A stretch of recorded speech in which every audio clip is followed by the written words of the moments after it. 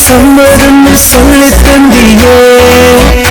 India is secular state, மதசார்பற்ற India, எம்மதமும் சம்மதம், இந்த மாதிரி பல விஷயங்கள் சொன்னாலும் இந்த மாதிரி விஷயத்தெல்லாம் குப்பையில போற மாதிரி இன்சிடென்ட் வந்துருக்குதுங்க. Welcome to what's of facts. நீ நம்ம எதை பத்தி பார்க்க போறோம் அப்படின்னு பாத்தீங்கன்னா, கர்நாடகால உடுப்பி மாவட்டம் அப்படின்ற மாவட்டத்துல கந்தபுரா அப்படின்ற ஒரு சிட்டில நடந்த ஒரு விஷயம். என்ன அப்படின்னு பாத்தீங்கன்னா, அந்த சிட்டில இருக்கிற ஒரு பிரைவேட் காலேஜ்ல பாத்தீங்கன்னா ஒரு பொண்ணு வந்து, அதாவது வந்து முஸ்லீம், அவங்க வந்து என்ன பண்றாங்க அப்படின்னு பாத்தீங்கன்னா, அவங்களுடைய பாரம்பரிய உடைய தானே அதை வந்து பர்தா அணிஞ்சுக்கிட்டு அவங்க வந்து காலேஜ் வந்திருக்காங்க. இந்த டைம்ல பாத்தீங்க அப்படின்னா வந்து அந்த காலேஜ் பிரின்சிபல் வந்து அந்த பொண்ணை தடுத்து நிறுத்தி, இந்த ட்ரெஸ் கோட் வந்து உங்களுக்கு அலோட் கிடையாது, இந்த ட்ரெஸ் நீங்க போடக்கூடாது காலேஜ் வர்றப்போ, நீங்க வந்து எப்பயும் மொத்த மாணவர்கள் ட்ரெஸ் தான் போகணும் அப்படின்னு சொல்லிட்டு சொல்லியிருக்காங்க. ஓகே, சொன்னது மட்டும் இல்லாம அவங்கள காலேஜ் உள்ளே வந்து அலோவ் பண்ணலையாங்க. இந்த ஒரு விஷயத்துல என்ன நடந்திருக்கு அப்படின்னு பாத்தீங்கன்னா, இந்த பெண் இருக்காங்க பாத்தீங்களா, இவங்க வந்து மத்த முஸ்லீம் பெண்கள்லாம் ஒண்ணு சேர்த்து தர்ணா போராட்டத்துல ஈடுபட்டிருக்காங்க. இந்த மாசம் 5ஆம் தேதி நடந்த ஒரு விஷயம். இந்த விஷயத்துக்கு அப்புறம் என்ன ஆச்சுன்னு பாத்தீங்கன்னா வந்து அடுத்த நாள் என்ன ஆச்சுன்னு பாத்தீங்கன்னா, இந்த மாணவிகள் இருக்கிறாங்க பாத்தீங்களா, அந்த முஸ்லீம் மாணவிகள் என்ன பண்ணாங்க அப்படின்னு சொல்லிட்டு மறுபடியும் வந்து அதே மாதிரி அந்த பர்தா அணிஞ்சிட்டு தான் வந்திருக்காங்க காலேஜுக்கு. அந்த டைம்லயே பாத்தீங்கன்னா வந்து அவர் உள்ள விடுற மாதிரியே தெரியல. அந்த காலேஜ் பிரின்சிபல் என்ன பண்றாரு அப்படின்னு பாத்தீங்கன்னா, மறுபடியும் வந்து அவங்களை உள்ள விட மாட்டேன், நீங்க வந்து நார்மல் ட்ரெஸ் கூட தான் வரணும், இந்த மாதிரி வந்து ரிலீஜியஸ் ட்ரெஸ் கூட நீங்க போடக்கூடாது அப்படின்னு சொல்லிட்டு மறுபடியும் வெளியே அனுப்பிச்சிட்டாங்க. சரி, இதுக்கப்புறமா அவங்க வந்து என்ன பண்றதுன்னு தெரியல. எல்லா மாணவர்களுக்கு மத்தியிலுமே வந்து ஒரு பெரிய குழப்பமான சுச்சுவேஷன். அதுக்கப்புறமா பாத்தீங்கன்னா ரொம்பவே வந்து கொதிச்சு போயிட்டாங்க எல்லாருமே. வந்து இதுக்கப்புறமா வந்து ஒரு பெரிய போராட்டமா இதை வந்து வெடிக்கணும் அப்படின்னு சொல்லிட்டு என்ன பண்றாங்க அப்படின்னு பாத்தீங்கன்னா, காலேஜ் வாசல்ல பாத்தீங்கன்னா வந்து ஒரு பெரிய போராட்டம் மாதிரி எல்லாருமே சேர்ந்து பண்ண ஆரம்பிச்சிட்டாங்க. இந்த முஸ்லீம் அமைப்புகளா இருக்கு பாத்தீங்களா, இவங்க எல்லாம் வந்து இந்த முஸ்லீம் பொண்ணுங்களுக்கு சப்போர்ட் பண்ண ஆரம்பிச்சிட்டாங்க. இவங்க சப்போர்ட் பண்ண ஆரம்பிச்ச உடனே இந்த பிரச்சனை வந்து ஒரு பெரிய ஒரு சென்சிட்டிவான இஷ்யூவா வந்து கர்நாடகா முழுக்க பரவ ஆரம்பிச்சிருச்சுங்க. இந்த மாதிரி விஷயம் வந்து அந்த காலேஜ்ல பர்டிகுலர் ஏரியா காலேஜ் மட்டும் இல்ல, அது மட்டும் இல்லாம அந்த கர்நாடகா மாவட்டத்துல, கர்நாடகா டிஸ்ட்ரிக்ட்ல இருக்கிற மத்த காலேஜ் எல்லாத்துலயுமே அந்த பிராக்டிஸ் வந்து ஃபாலோ பண்ணிட்டு இருக்காங்க அப்படின்னு சொல்லிட்டு சில தகவல்கள் வந்து கிடைச்சிருக்குங்க. சரிங்களா? சரி, ஏன் இந்த மாதிரி பண்றாங்க அப்படின்னு பாத்தீங்கன்னா, இதுக்கு வந்து ஒரு காரணமா வந்து சில இந்துத்துவ அமைப்புகளையுமே சொல்றாங்க. சரிங்களா? அது மட்டும் இல்லாம அந்த பர்டிகுலர் கர்நாடகாவை ஆளுற ஒரு பெருந்தலைவர் எல்லாருமே வந்து ஒரு குறிப்பிட்ட கட்சியை சார்ந்தவர்கள். இதனால இந்த மாதிரி மாணவர்களுக்கு மத்தியில வந்து இந்த மாதிரி வந்து ஒரு ரிலீஜியஸான ஒரு விஷயத்தை வந்து புகுட்டுறாங்க அப்படின்னு சொல்லிட்டு சில தரப்புகள் வந்து சொல்லிட்டு இருக்காங்க. இந்த பர்டிகுலர் இன்சிடென்ட் நடந்ததுக்கு அப்புறமா 2 நாளுக்கு அப்புறமா என்ன ஆச்சுன்னு பாத்தீங்கன்னா, ஹிந்து மாணவர்கள் என்ன பண்ணாங்க அப்படின்னு பாத்தீங்கன்னா, அவங்களும் வந்து தன்னுடைய ஒரு விஷயத்தை காமிக்கணும் அப்படின்றதுக்காக இவங்களுக்கு போட்டியா, அதாவது முஸ்லீம் மாணவிகளுக்கு போட்டி, அவங்க என்ன பண்ணாங்க அப்படின்னு பாத்தீங்கன்னா, காவி உடை, அதாவது வந்து மேல வந்து போட்டுக்கிட்டு காவி துண்டு போட்டுக்கிட்டு ரோட்ல வந்து ஊர்வலமா போறாங்க ஒரு 2 நாளைக்கா. இதை பார்த்த உடனே என்ன ஆச்சுன்னு பாத்தீங்கன்னா, எல்லா மக்களுக்கு மத்தியில ஒரு அதிர்ச்சி ஏற்பட்டது. இப்ப தமிழ்நாட்டு மக்கள் மத்தியில பாத்தீங்கன்னா ஒரு பெரிய அதிர்ச்சி ஏற்படுதுங்க. இந்த அதிர்ச்சி என்ன அப்படின்னு பாத்தீங்கன்னா வந்து, என்னடா இது, மாணவர்களே இந்த மாதிரி பண்ணிட்டு இருக்காங்களா?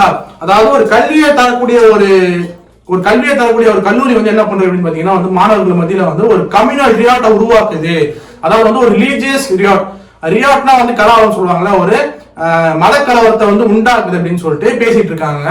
இதுக்கு இப்போ இந்த முஸ்லீம் அமைப்புகள் இருக்கு பாத்தீங்களா, இவங்க என்ன பண்றாங்க அப்படின்னு பாத்தீங்கன்னா, இந்த முஸ்லீம் பெண்களை வந்து என்ன பண்றாங்க, இவங்க நாங்க மட்டும் ஹிஜாப் அணிஞ்சிட்டு வரலாம், ஆனா வந்து அந்த பசங்க வந்து அணிஞ்சிட்டு வரக்கூடாது அப்படின்ற ஒரு போட்டி எண்ணத்துல என்ன பண்றாங்க அப்படின்னா, ஹிந்து பசங்க என்ன பண்றாங்கன்னா, நான் வந்து காவி ட்ரெஸ் அணிஞ்சிட்டு வீதியில வந்து ஊர்லாம் போறேன்னு சொல்லிட்டு போக ஆரம்பிச்சாங்க. இப்போ இந்த 2 பேருக்குமே வந்து ஒரு கான்ஃபிளிக்ட் ஏற்பட்டுருச்சு. கான்ஃபிளிக்ட்னா வந்து இந்த 2 பேருக்குமே வந்து ஒரு கருத்து வேறுபாடு ஏற்பட்டுருச்சு. நீங்க பெருசா நாங்க பெருசா அப்படின்ற மாதிரி ஒரு சிச்சுவேஷன் வந்து இப்ப நிலவிட்டு இருக்கு அப்படின்னு சொல்லிட்டு சொல்றாங்க. இந்து அமைப்புக்கும் இந்த முஸ்லீம் அமைப்புக்கும் பாத்தீங்கன்னா வந்து ஒரு கிளாஷ் ஏற்கனவே இருந்துட்டே இருக்கு கர்நாடகா அப்படின்னு சொல்லிட்டு சொல்றாங்க. அதுக்கப்புறமேட்டு பாத்தீங்கன்னா, இந்த ஹிந்து மக்கள் இருக்காங்க பாத்தீங்களா, அந்த ஹிந்து மாணவர்கள் வந்து காவி அணிஞ்சிட்டு வந்தாங்க பத்தி, அவங்க வந்து ரோட்ல வந்து வீதி ஊர்வலமா போறப்ப என்ன பண்றாங்க அப்படின்னு பாத்தீங்கன்னா வந்து, ஜெய் ஸ்ரீராம், ஜெய் ஹேராம் அப்படின்னு சொல்லிட்டு இந்த மாதிரி விஷயங்கள்லாம் வந்து ரோட்ல வந்து முழங்கிக்கிட்டே போறாங்க. இது வந்து மாணவர்கள் பண்ற விஷயமா எல்லாம் வந்து ஏதாவது ஒரு இந்துத்துவ அமைப்பு வந்து அவங்களுக்கு பின்னாடி செயல்படுது அப்படின்ற விஷயங்கள்லாம் வந்து ஒரு பேசு பொருளா வந்து பேசிட்டு இருக்காங்க. இதெல்லாம் தாண்டி இந்தியான்றது வந்து ஆல்ரெடி நம்ம சொன்ன மாதிரி வந்து செக்யூலரிசம் அப்படின்ற ஒரு விஷயத்துக்கு பேர் போனது. யூனிட்டி இன் டைவர்சிட்டின்னு சொல்லுவாங்க. மதமும் சம்மதம் தான், எல்லா மதமும் வந்து இந்தியாவில் இருக்குங்க. இந்த மாதிரி விஷயங்கள் இருக்கிறப்போ, இந்த மாதிரி சம்பவங்கள் நடக்கிறப்போ, இந்த மாதிரி விஷயங்கள் தூக்கி கசி குப்பையில போடுற மாதிரி தான் இருக்கு இல்லைங்களா? இந்த மாதிரி விஷயங்கள் ஏதாவது ஒரு குறிப்பிட்ட மக்கள் வந்து என்ன பண்றாங்க அப்படின்னா வந்து, எனக்கு வந்து மக்கள் முக்கியம் கிடையாது, என்னோட ஜாதி தான் முக்கியம், எனக்கு வந்து ரிலீஜியஸ் தான் முக்கியம், ரிலீஜியஸ் பிராக்டிஸ் பண்ற யாரா இருந்தாலுமே வந்து அவங்க என் மக்கள், என்னோட ரிலீஜியஸ் தப்பா பேசுற யாருமே வந்து என் மக்கள் கிடையாது.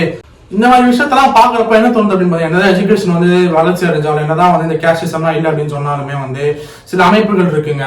இந்த ஜாதி கூந்தலை பிடிச்சி தூங்கிட்டே இருக்கும் கடைசி வரைக்குமே. அதே மாதிரி அது மட்டும் இல்லாம இந்த மாதிரி வந்து கேஸ்ட் வயலன்ஸ், இந்த மாதிரி வந்து ரிலீஜியஸ் வயலன்ஸ், இந்த மாதிரிலாம் வந்து மக்களுக்கு இடையில கொண்டு வந்து தன்னுடைய பர்டிகுலர் கட்சியை வந்து வளர்த்து விடணும்னு சொல்லிட்டு நிறைய மக்கள் வந்து போராடிட்டே இருக்கு இப்போ வரைக்குமே. அந்த மாதிரி விஷயங்கள்லாம் வந்து நடந்துட்டு இருக்கிறதுனால இந்த மாதிரி இன்சிடென்ட்லாம் நடக்குது அப்படின்னு சொல்லிட்டு நிறைய தலைவர் வந்து சொல்லிட்டு இருக்காங்க. நல்லா புரிஞ்சுக்கோங்க, இந்தியாவில வந்து எல்லா ரிலீஜியஸையும் வந்து பிராக்டிஸ் பண்றதுக்கான சட்டமே வந்து ஒரு சட்டமா வந்து இருக்குது. நம்ம கான்ஸ்டிடியூஷன்ல வந்து அந்த மக்களோட ரிலீஜியஸ் பிராக்டிஸ் பண்றதுக்கான எல்லா வகையிலுமே வந்து உரிமை இருக்கு, அவங்களுக்கான இண்டிவிஜுவல் ரைட்ஸ் இருக்கு அப்படின்னு சொல்லிட்டு சொல்றாங்க. கர்நாடகத்தில் இருக்கிற மக்கள் தொகை பாத்தீங்கன்னா 51 மில்லியன். இந்த 51 மில்லியன்ல பாத்தீங்கன்னா 80% பேர் ஹிந்துவா இருக்காங்க, மீதி இருக்கிற 12% பேர் தான் வந்து முஸ்லிம்ஸா இருக்காங்க.